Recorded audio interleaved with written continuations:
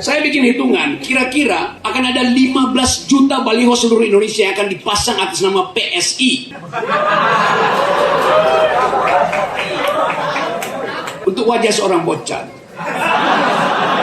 Ini serius. Ada berapa jumlah anggota PSI? Bayangkan. Lebih banyak baliho daripada anggotanya. Tidak ada ide di dalam negeri ini yang memungkinkan kita percaya bahwa akan ada bonus demografi, akan ada Indonesia emas. Kami bisa menuntun Anda sampai di 2045 dan menjadi generasi penerus bangsa. Tapi dari peristiwa di MK kemarin itu menunjukkan bahwa kita sebetulnya bukan maju ke 2045, tapi kembali ke 1645, 500 tahun ke belakang, ketika feodalisme masih menguasai bangsa ini.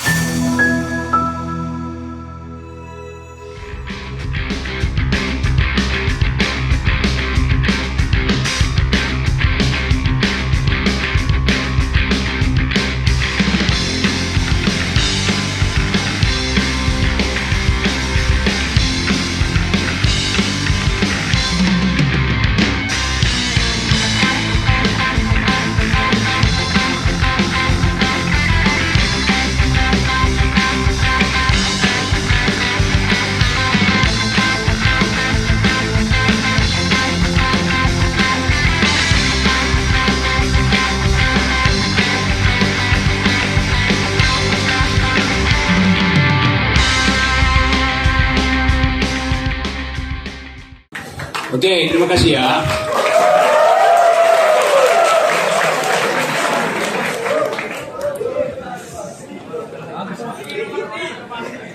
Semua yang ada di media massa salah.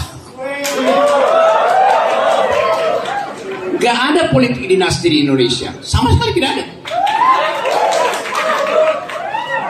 Dinasti itu ada dalam sistem kerajaan.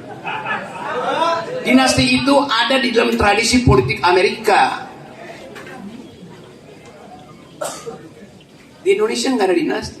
Di dalam sistem kerajaan, dinasti itu basisnya keturunan darah dan harus berdarah biru. Dinasti yang sekarang, ini jelas itu bedanya. Kita mau bicara sesuatu yang sudah terjadi, sesuatu yang bisa membuat Anda kecewa. Kalau Anda bayangkan bahwa dinasti ini yang dipilih di depan Kalengkongguan akan memimpin Anda untuk menyeberangkan Indonesia ke tahun emas. Bagaimana mungkin kita memperoleh tahun emas kalau yang memimpin berasal dari Kalengkongguan? Absurd. Jadi kita dari sekarang berupaya untuk membatalkan imajinasi konyol itu. Nggak akan ada tahun emas kalau pemimpinnya kaleng-kaleng. Jelas keadaan itu. Ada yang membayangkan 2045 kata Pak Jokowi, kalian akan punya pendapatan kira-kira 5-6 kali dari sekarang. Itu namanya Indonesia emas. Saya kasih data kecil hari ini. Malam ini dan setiap malam ada 16 juta manusia Indonesia tidur dengan perut kosong. Kelaparan di Asia itu tertinggi. Bayangin, setiap malam ada 16 juta orang Indonesia tidur dengan perut kosong. Kurang lebih 9 juta keluarga tidur dengan perut kosong. Sementara satu keluarga ingin mengendalikan masa depan 220 juta rakyat. Bagaimana Anda bayangkan kontras etika itu? Setiap hari, setiap kelahiran, setiap rahim perempuan yang melahirkan bayi hari ini, dia akan dibebani oleh 50 juta rupiah hutang Jokowi. Ya, proyeksi tahun depan ada 2 juta kehamilan. Hutang kita kira-kira 16.000 triliun digabung. Artinya setiap bayi itu dibebani oleh 50 juta rupiah. Bayi itu begitu lahir, dia harus bayar hutang dinasti. Saya kasih statistik ketiga. Stunting di Indonesia sudah 24-25%. Artinya 1 dari 4 bayi yang lahir, dia akan kekurangan kemampuan berpikir karena otaknya menyusut 25% di masa formatif years ini. Saya ulangi statistiknya ya. Setiap malam ada 16 juta orang Indonesia tidur dengan perut kosong dan pagi-pagi nunggu BLT.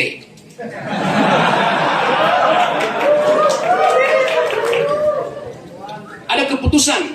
Sri Mulyani tadi pagi bilang bantuan beras akan diperpanjang sampai 2022 tahun ke depan, 2023-2024. Sepanjang tahun pemilu akan ada bantuan beras 10 kg.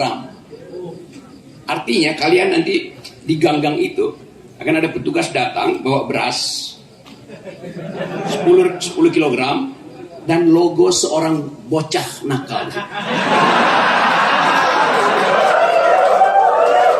Pasti itu terjadi. Kemarin malam subuh-subuh ratusan truk ngangkut baliho Gibran sepanjang Banyuwangi, Jember. Sudah rapi, tinggal dipasang. Anda lihat nanti betapa seragam bentuk baliho itu dan rapi. Tadi saya lihat ada banyak baliho tapi nggak rapi. Itu artinya dipasang oleh relawan, dipasang oleh orang kampung pakai bambu biasa. Anda bayangkan dalam 1 minggu ini akan penuh dengan baliho yang rapi. Siapa yang pasang itu? Pasti orang yang berseragam rapi.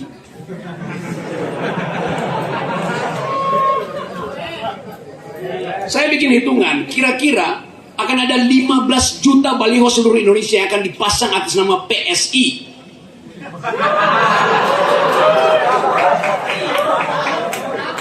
Untuk wajah seorang bocah.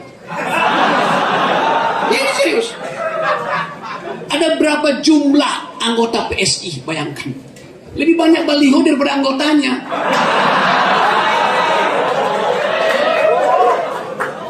Jadi dengan matematika kecil kita tahu bahwa ada pengerahan aparat.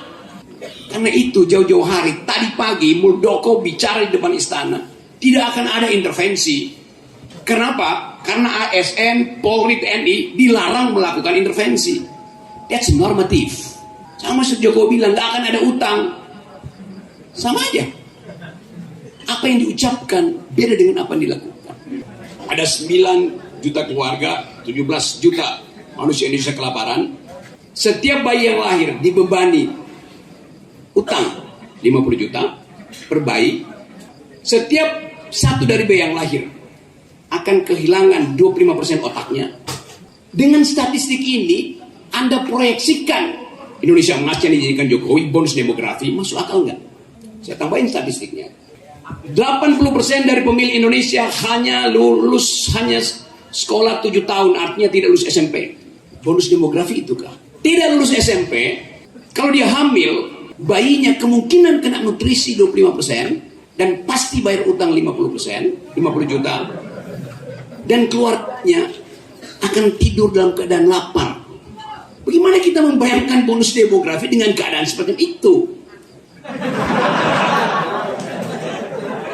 Tidak ada ide di dalam negeri ini yang memungkinkan kita percaya bahwa akan ada bonus demografi, akan ada Indonesia emas.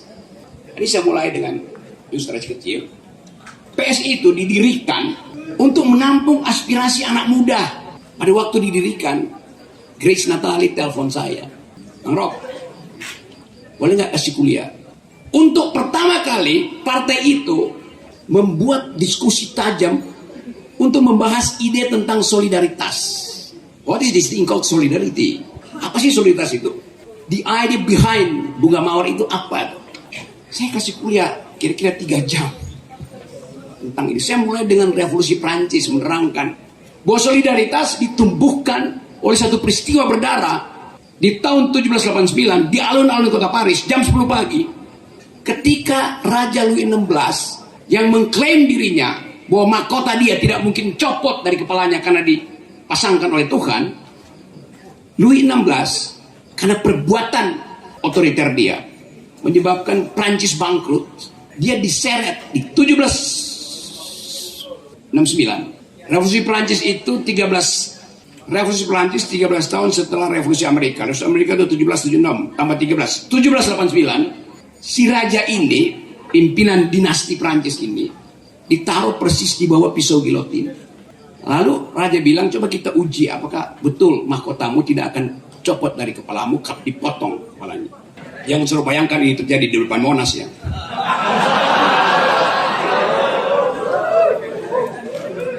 Dalam 2 detik, 1, 2, tak. Yang copot bukan sekedar mahkotanya copot dari kepalanya copot dari badannya. Itu pertanda pertama demokrasi itu. Bahwa suara rakyat adalah hukum tertinggi. Vox populi suprema lex. Nggak perlu tunggu Mahkamah Konstitusi untuk memutuskan bahwa Raja Louis XVI telah mengkhianati kedaulatan rakyat. Itu peristiwa pertama dalam sejarah kita belajar tentang demokrasi, bahwa demokrasi adalah hak rakyat untuk memulihkan kedaulatannya. Lalu kita belajar tema Revolusi Prancis yang saya kira menjadi tema dari BEM, karena BEM apa namanya, kabinet apa, coba balik sebentar ya, coba lihat aksi supaya ada bukti. Lambat. Naikkan ke atas. Kabinet Revolusioner 2023 BEM Iki Pune. Ya.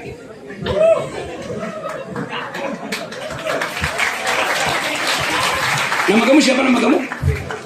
Hah? Zulvan. Louis Zulvan Bonaparte.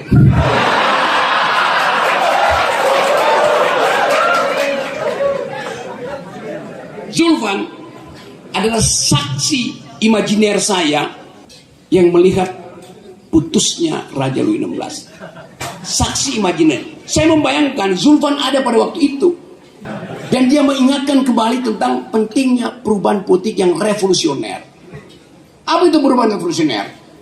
Perubahan kualitatif. Revolusi artinya perubahan dari suatu kualitas pindah pada kualitas yang lain. Ada anak fisika nggak? Anak kimia nggak? Namanya anak kimia.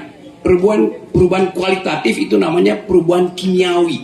Perubahan kuantitatif namanya perubahan fisika. Perubahan fisika masih dibolak-balik. Perubahan kimiawi nggak bisa tuh. Sekali dia pindah, dia berakhir di situ. Tidak ada reaksi kimia yang bisa dibolak-balik. Tapi kalau saya pukul metal itu secara fisika, dia bisa jadi pipi, tapi saya bisa bentuk lagi dia jadi. Itu bedanya. Jadi perubahan revolusioner selalu bersifat kualitatif, berubah kualitasnya.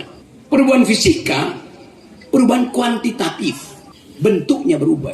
Oke ya, ini kuliah sedikit tentang dasar-dasar berpikir kimia. Saya ulangi. Jadi sejak ada Revolusi Prancis, kita punya ide tentang solidaritas, yaitu ada 3 sih diktum Revolusi Prancis. Liberté, égalité, fraternité. Liberté artinya kebebasan, égalité artinya persamaan, fraternité artinya persaudaraan. Itu dasar solidaritas yang kemudian saya terangkan pada teman-teman muda di PSI. Yang pintar-pintar ada beberapa yang PhD. Lalu saya terangkan pada mereka, bunga mawar itu adalah simbol sosialisme Eropa. Mawar merah itu simbol partai-partai buruh Eropa. Simbol gerakan kiri Eropa yang menghendaki ada keadilan sosial. Sekarang Anda tanya pada Saudara Kaisang, apa artinya solidaritas? Kalau untuk pasang baliho aja, dia minta solidaritas aparat berdasarkan perintah bapaknya. Kita harus bikin hipotesis begitu, karena kita nggak mungkin kasih keterangan kalau begitu. 15 juta baliho yang akan dipasang di seluruh Indonesia dipasang oleh Bandung Bondowoso apa? Seluruh jin tomang ditambah dengan tuyul Ancol nggak bakal mampu masang 17-15 juta baliho. Jadi pasti ada pengerahan aparat. Itu logikanya. Gak usah tanya lagi yang begitu. Dengan mudah kita tahu Berapa banyak anggota PSI yang mampu pasang itu? Anggota PSI cuma di kota-kota besar sedikit. Saya balik pada tadi. Seorang pemimpin dia mesti mengerti simbol solidaritas. Arti bunga mawar. Tanya pada Kaisang. Karena itu, saya dapat berita bahwa akan ada kongres luar biasa di PSI untuk mengganti simbol bunga mawar. Akan diganti dengan kulit pisang.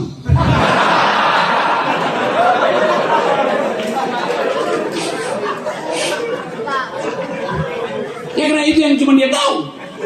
Oh, saya nggak ngibul nih. Saya bikin thought eksperimen. Eksperimen di kepala. Di dalam logika, metodologi biasa itu orang bikin thought eksperimen supaya terhindar dari delik. Ya saya bisa buktikan, saya punya kemampuan metodologi, saya mengajar metodologi, logika 20 tahun di UI. Jadi saya bisa buktikan bahwa cara berpikir semacam ini diperlukan justru karena tidak ada keterangan resmi tentang keadaan politik. Itu masalahnya. Nanti dianggap Rocky Gerung nyebar hoax. Refil Harun, semua kita nyebar hoax. Datanya Anda gak punya. Sekarang saya tanya, data kalian mana, para menteri?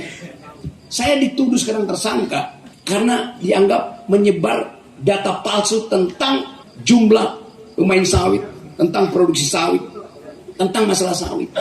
Rocky Gerung nggak tahu datanya. Sekarang tanya pada Departemen Pertanian, tanya pada Perdagangan, tanya pada Asosiasi Sawit, mana datanya? Beda-beda. Artinya nggak ada data. Sekarang Anda boleh ngibul sebetulnya, nggak ada soal, nggak akan ditangkap. Karena pemerintah nggak pernah punya data. Data yang dia bikin hari ini adalah Indonesia, generasi kita, generasi Anda akan tumbuh pendapatannya 4 kali lipat di 2030 ke 2045. Kita senang. Tetapi yang disebut bonus demografi itu adalah perbandingan antara generasi di Indonesia dengan yang ada di Taiwan, Thailand, Vietnam, Singapura, Malaysia. Anda bertumbuh 10 kali lipat, Malaysia bertumbuh 30 kali lipat, tetap Anda miskin. Begitu cara berpikirnya yang gak pernah diterangkan oleh kementerian, oleh kabinet. Bonus demografi adalah perbandingan antara kapasitas Anda dengan kapasitas generasi sejenis Anda di lingkungan Asia minimal. Itu namanya bonus demografi. Gak dapat bonus waktu saya.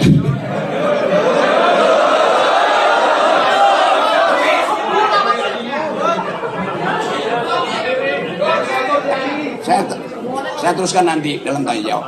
Tetapi yang saya mau ingatkan adalah bahwa ini era di mana kebohongan itu menular ke semua orang.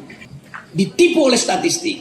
Dengan cara itu pemerintah ini mengatakan bahwa kami bisa menuntun Anda sampai di 2045 dan menjadi generasi penerus bangsa.